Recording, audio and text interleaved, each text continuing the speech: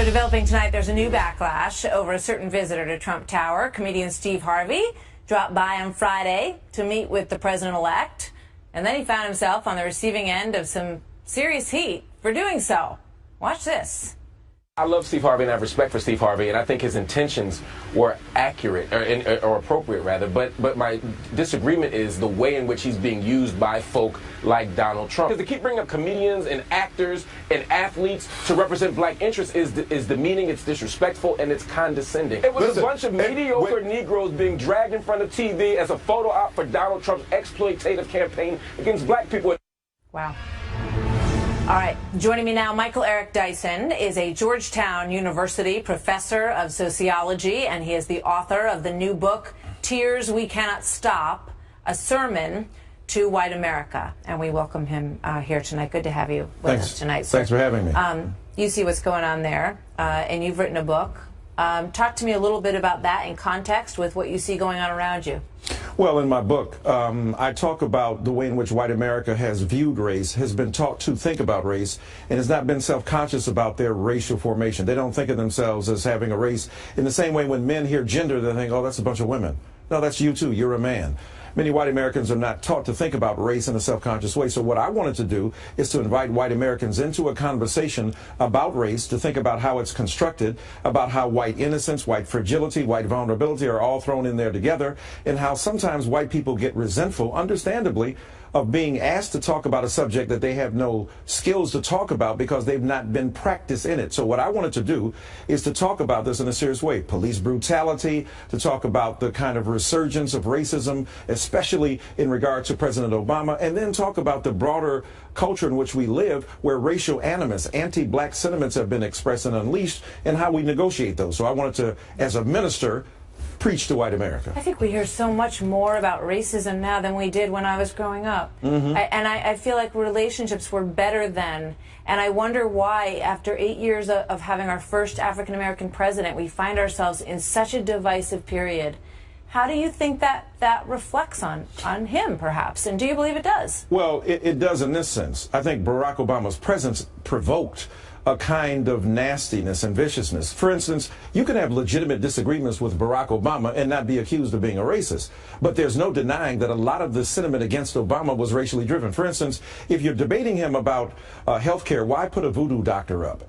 When police departments are caught on tape speaking about Barack Obama in disparaging terms, why refer to his wife as a simian? In other words, the racial stereotypes that were so deep and profound have gutted any sense of having honest differences of opinion politically or ideologically. And as a result of that, Barack Obama became a lightning rod for that.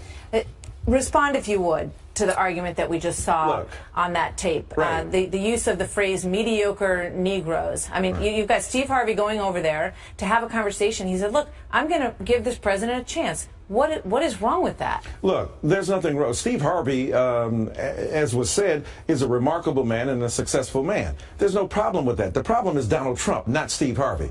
Look, if you want to have a conversation in white America, do you go to Miley Cyrus or Mitch McConnell? The point is that why do an end run around Mitch McConnell or John Boehner or Paul Ryan and speak to, say, I don't know, George Clooney? The point is that there are political representatives of African American culture. So you're saying Steve Harvey isn't the person for that conversation with President Donald Trump? I'm saying that if you're talking about serious issues of weight, value, and gravitas in black America, no, I don't think a comedian is the top of the list. But Leonardo DiCaprio can go talk about climate change with President Obama. And Angelina Jolie and Brad Pitt are perfectly suited to go to the White House. Policy. I think, look, Steve Harvey should have the right. But they did that all the time. They talked about policy at the White House. I love Steve Harvey, but I don't think Steve Harvey should be. But who are you to say that Steve Harvey can't go have a conversation with Donald Trump? And if he does, he's going to be criticized for it. I'm saying, look, he can be criticized for it. You're saying he wasn't the right guy. I'm saying Steve Harvey is a friend of mine, and I love him. I'm saying Steve Harvey is not the person who was on the point, is the point man for discussing policy in black America. I'm saying there are many people who are practicing that, who deal with that every day, who have strategic advantages because they've been thinking about this. Steve Harvey Harvey is the attempt by Donald Trump to avoid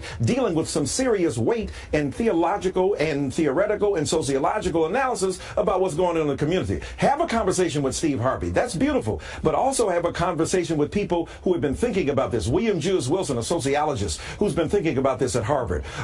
Turn to people who have been reflecting on this politically. And when you do that, then you have both Steve Harvey, who has a right to go to the White House, and those who have expertise in gravitas.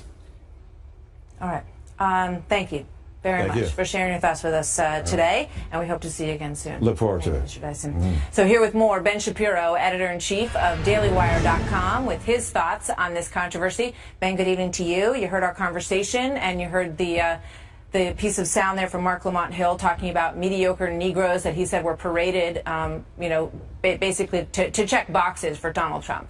What do you think?